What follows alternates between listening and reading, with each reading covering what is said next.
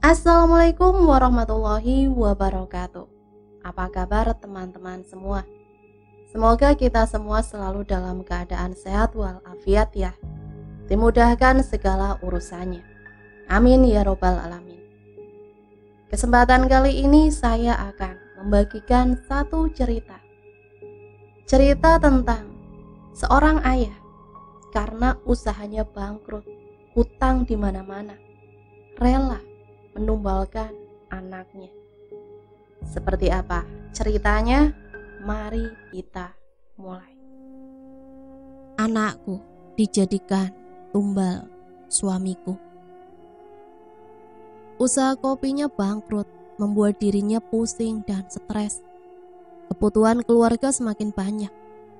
Harus berhutang ke sana kemari untuk mencukupi kebutuhannya. Hingga didatangi debt collector untuk menagih hutangnya. Semua sertifikat tanah sudah digadaikan untuk memutar ulang modal, tetapi masih saja tidak cukup. Bangkrut dan jatuh miskin menjadi bahan tawaan tetangganya, karena semua orang pasti senang jika melihat orang susah. Begitu juga sebaliknya, orang akan benci ketika melihat kita senang atau sukses. Terlihat sosok laki-laki berusia sekitar 40 tahunan sedang duduk melamun sendirian di ruang tamu. Seperti sedang memikirkan sesuatu yang membuatnya gelisah. Seorang istri datang membawakan secangkir kopi untuk suaminya ini. Indun meletakkan secangkir kopi tersebut di atas meja. Basri yang masih melamun tidak menghiraukan kehadiran istrinya itu. Dengan tatapan mata yang kosong, membuat Indun mencoba menyadarkan Basri. "Mas!" teriak Indun menepuk pundaknya. Sontak Basri kaget dan menatap Indun yang ternyata sedari tadi duduk di sampingnya. Indun pun menanyakan pada Basri yang melamun dari tadi. "Kamu kenapa toh mas? Kok melamun terus?" "Gak apa-apa dek, lagi pusing saja," jawabnya singkat. Yang Indun tahu kalau suaminya sedang memikirkan sesuatu yang berat, tapi dia mencoba mengerti, lalu meninggalkan Basri sendirian. Menenangkan diri, Devi meminta uang kepada Basri untuk bayar SPP sekolah yang sudah lama menunggak. "Pak, aku minta uang buat bayar SPP, sudah nunggak," pinta anaknya. "Sabar ya Dev, nanti pasti bapak bayar kok." Devi langsung pergi karena selalu mendengarkan jawaban seperti itu, membuat dirinya kesal, lalu pergi menuju kamarnya. Hari mulai malam, semua isi rumah sudah terlelap dalam tidurnya. Badan berguling ke sana kemari, dengan keringat yang basah menandakan sedang mimpi buruk. Sosok seorang perempuan berparas cantik, bagikan ratu datang ke dalam mimpi Basri, menggunakan gaun serba putih, dengan mahkota di atas kepalanya, dan senyumnya sangat manis. Mengatakan sesuatu kepada Basri. "Pergilah ke daerah pantai selatan, di sana kamu akan mendapat kesejahteraan," kata Nyai Ratu. Seketika Basri berteriak, sontak membuat Basri terbangun seketika dengan nafas yang terengah-engah. Istrinya juga ikut bangun karena kaget mendengar teriakan Basri. "Kenapa kamu mas? Kok teriak-teriak?" tanya Indun sambil mengucek matanya. "Aku mimpi dek, mimpi didatangi Nyai Ratu, disuruh datang ke pantai selatan," jawab Basri. "Sudah gak usah aneh-aneh, itu cuma mimpi mas, lanjut tidur saja, gak usah dipikirkan," jawab Indun yang melanjutkan tidurnya. Keesokan harinya Basri terduduk di bangku yang terbuat dari kayu yang berada di teras belakang rumahnya dan menikmati secangkir kopi buatan istrinya itu. Datang Devi yang berpamitan untuk berangkat sekolah. "Aku berangkat dulu pak," kata Devi. "Ya hati-hati ya nduk, sekolah yang pintar," nasihat Basri. Basri kembali melamun menyeruput secangkir kopi. Dia masih kepikiran tentang mimpinya semalam itu. Lalu ia pergi menuju ke kebun kopi milik juragan untuk mulai mencari biji kopi yang sudah terjatuh, tandanya sudah matang. Semenjak usaha kopinya bangkrut, dia bekerja apa adanya. Basri sekarang bertani, mengumpulkan biji kopi. Sedangkan Indun mengurus anaknya laki-laki yang masih balita, namanya Angga, serta mengurus rumah. Pekerjaannya yang sekarang masih belum cukup penghasilannya untuk kebutuhan sehari-hari, apalagi untuk membayar hutang-hutangnya. Hari berikutnya dia masih kepikiran tentang mimpinya itu. Karena penasaran, Basri pun pergi ke sana, ke daerah pantai selatan bersama temannya. Dia menceritakan kehidupannya yang ruwet kepada temannya. Temannya pun sama-sama mengadu nasibnya. Saat temannya diajak Basri ke pantai selatan, Yanto pun tertarik untuk ikut. Sekalian menemani Basri, katanya. Mereka ke sana menggunakan mobil Basri. Perjalanannya sekitar 5 jaman untuk ke tempat pantai selatan itu. Ada sebuah warung di pinggir jalan. Mereka berhenti sejenak di warung dan memesan kopi sekaligus makan gorengan.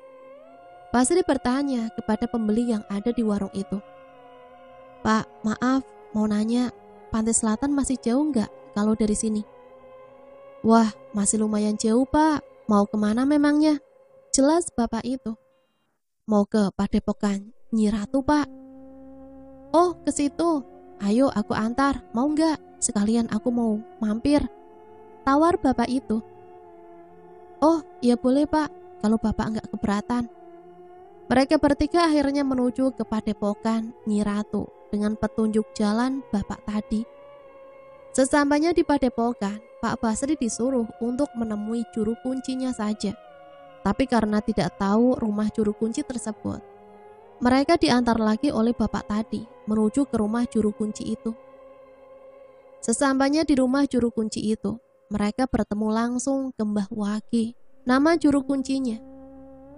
"Begini, Mbah, aku dan teman aku mau lihat di Padepokan Nyi Ratu," kata Basri.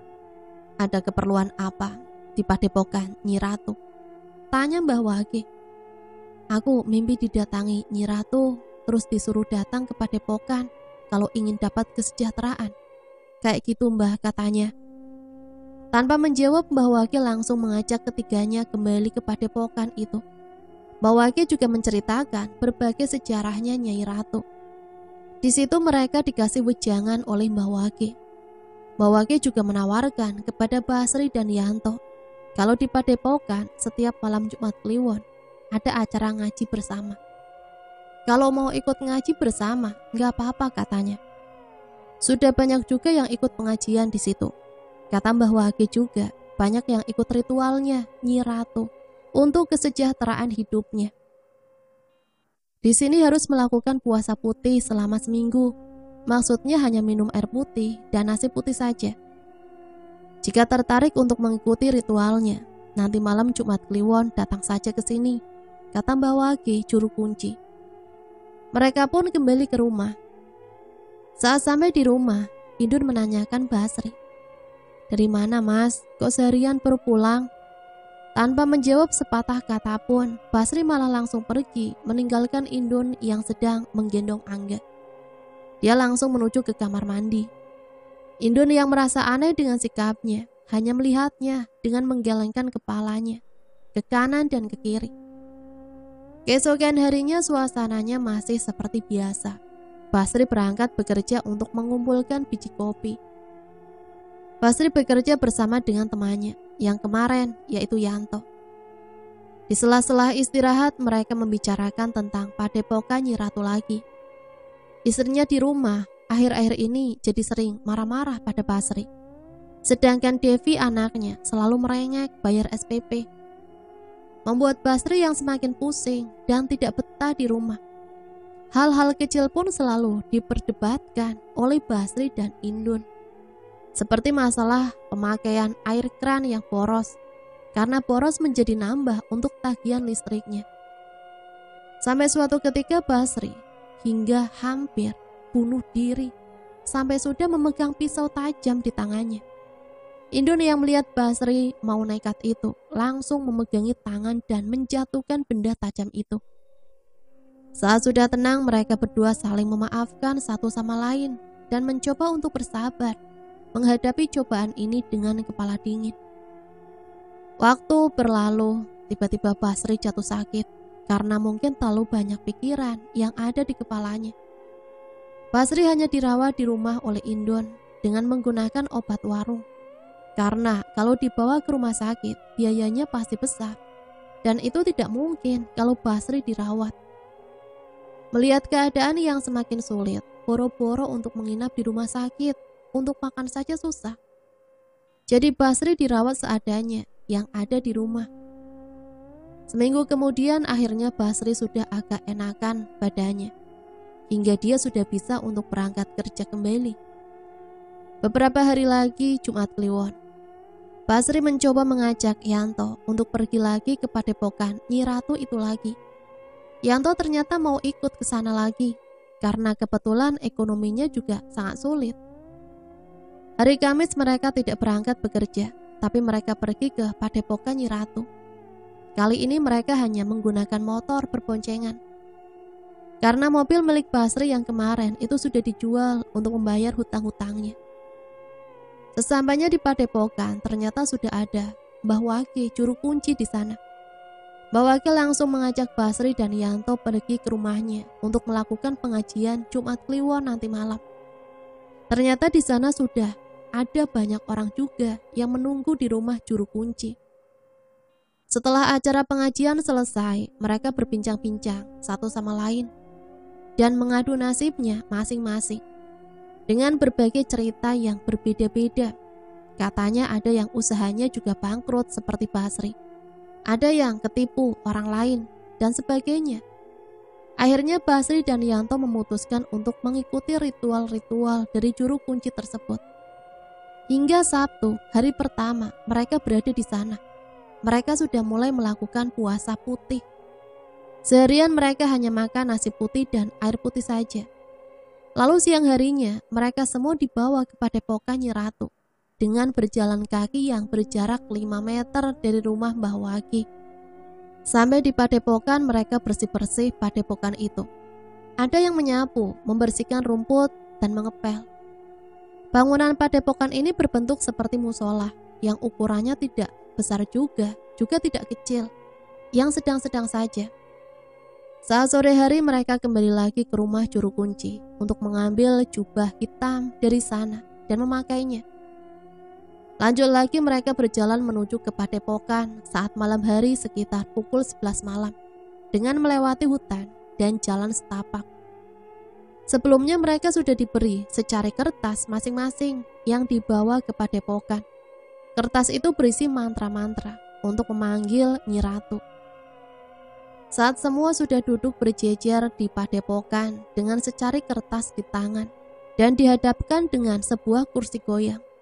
Waktu itu pukul 12 malam, seluruhnya membaca mantra dan tiba-tiba kursi itu bergoyang dengan sendirinya. Kata Mbah Wage, kalau kursi bergoyang, pertanda Nyi Ratu sudah datang dan duduk di kursi itu. Tiba-tiba salah satu dari mereka bicara ke arah kursi. "Iya Nyai, aku sanggup memenuhi persyaratannya," katanya. Lalu dia pergi sendirian kembali ke rumah juru kunci dan pulang. Hari berikutnya pun sama seperti itu. Satu persatu anggotanya mulai berkurang. Sekarang tinggal Basri dan Yanto. Saat mereka membacakan mantra, sekarang tinggal Yanto yang menjawab pertanyaan itu dengan jawaban yang sama. "Iya Nyai, aku sanggup memenuhi syaratnya," katanya. Padahal selama ini Basri tidak mendengar sosok Nyai Ratu. Tapi kenapa semua bisa mendengar dan menjawab seolah melihat sosoknya? Yanto pun pergi meninggalkan Basri sendirian. Nggak tahu gimana dia pulangnya, padahal mereka berdua tadinya berboncengan. Sekarang tinggal Basri sendirian. Dia sendirian di padepokan dengan membaca mantra tersebut. Tiba-tiba sosok wanita berparas cantik, tampak nyata seperti yang ada di mimpinya itu. Sosok Nyi Ratu dengan didampingi 2 pengawalnya. Nyi Ratu mengatakan kepada Basri, katanya kalau ingin hidup sejahtera, Nyi Ratu ingin anak terakhirnya diasuh olehnya. Maksudnya diasuh di sini adalah dijadikan tumbal. dan Basri nantinya akan menjadi kaya raya.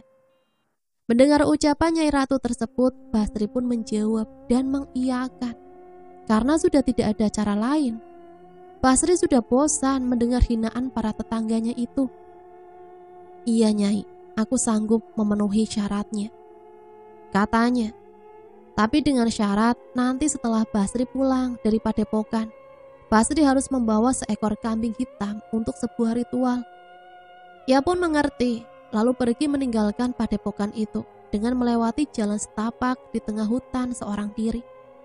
Tanpa rasa takut, yang dirasa malah ia merasa bahagia. Basri pulang menggunakan motornya sendirian.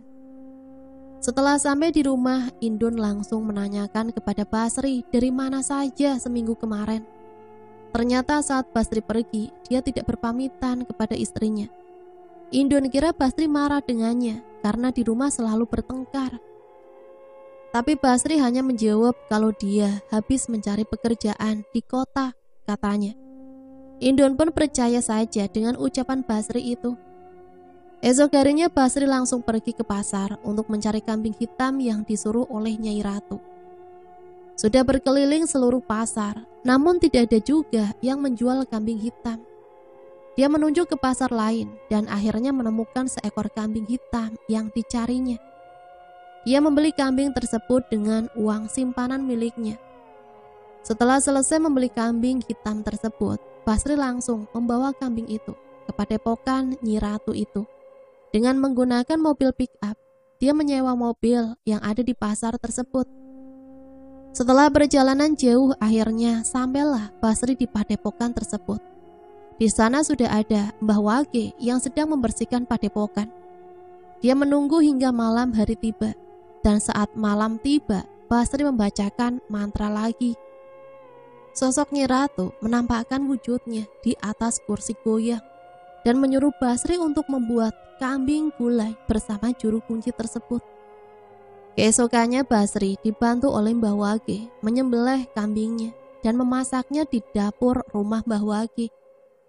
Gulai yang sudah selesai dimasak lalu dibuat sesajen di padepokan dengan kembang 7 rupa. Itu ternyata ritual awal untuk penumbalan anaknya, kata Mbah Wage. Semua dia lakukan mengikuti perintah dari Nyi Ratu.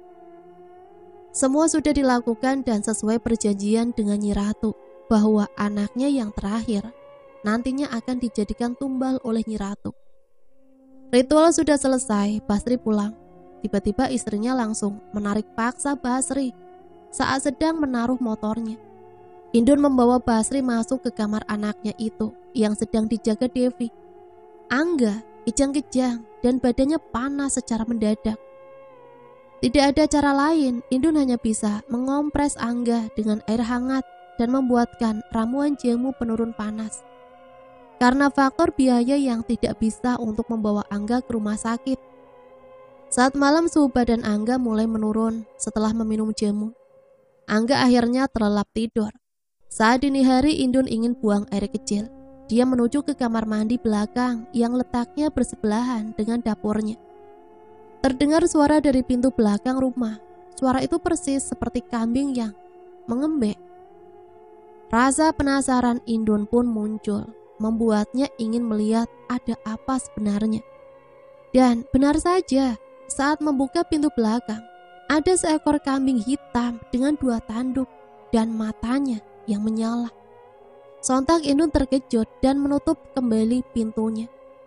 Dalam batinnya, kambing milik siapa itu? Indun kembali lagi ke kamar anaknya dan melanjutkan untuk tidur. Keesokan harinya Indun menceritakan hal yang dia lihat semalam kepada Basri. Namun Basri tidak mempercayai ucapan istrinya tersebut. Ah, nggak ada, aku tadi subuh lihat ke belakang juga tidak ada. Kamu cuma kecapean palingan, kata Basri. Indun hanya tertunduk diam, tidak membalas ucapan Basri kembali. Kejadian aneh kembali dialami oleh Indun saat siang hari. Basri sedang pergi entah kemana. Saat sedang menggendong Angga di belakang rumah, mata Indun tertuju pada pohon pisang yang ada di belakang rumah.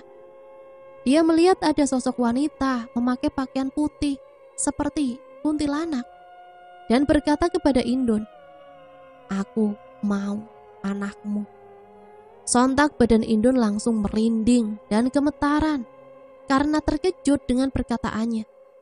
Tiba-tiba Angga juga menangis seperti melihat sosok itu juga. Indun membawa Angga masuk untuk menenangkan. Indun tidak menghiraukan ucapan kuntilanak itu karena dia masih takut dan mencoba menenangkan Angga. Beberapa saat kemudian badan Angga kembali panas dan kejang-kejang. Indun langsung menelpon Basri untuk segera pulang. Saat Basri sudah pulang, tiba-tiba kejang di badan Angga berhenti. Namun badannya hanya diam, tidak bergerak sama sekali. Dan ternyata nafasnya juga berhenti. Inna lillahi wa inna ilaihi roji'un. Angga menghembuskan nafas terakhirnya. Indun, Basri, dan Devi menangis histeris bebarengan saat itu juga. Paginya acara pemakaman Angga akan dilaksanakan. Semua tetangga, sanak saudara berkumpul mengucapkan turut berduka cita. Sebulan setelah meninggalnya Angga, hidup Basri dan keluarga sudah sejahtera. Bahkan sekarang usahanya ada di mana-mana. Dan dia memiliki beberapa perkebunan kopi sendiri. Rumahnya menjadi megah saat sudah direnovasi. Bahkan dia juga memiliki beberapa mobil. Hidupnya selalu berkecukupan dengan hartanya yang berlimpah. Basri rela menumbalkan anaknya demi keegoisan sendiri yang tergila-gila dengan harta dan gengsi dengan omongan orang di sekitarnya yang selalu menghina dirinya, membuat Basri buta dan menutup hatinya. Itulah satu cerita yang bisa saya bagikan. Semoga cerita ini bisa kita jadikan pembelajaran untuk kehidupan kita ke depannya ya. Ambil sisi positifnya dan buang hal negatifnya. Sampai di sini saya pamit undur diri, mohon maaf apabila banyak salah kata. Sampai berjumpa kembali di cerita selanjutnya. Matur suwun, wassalamualaikum warahmatullahi wabarakatuh.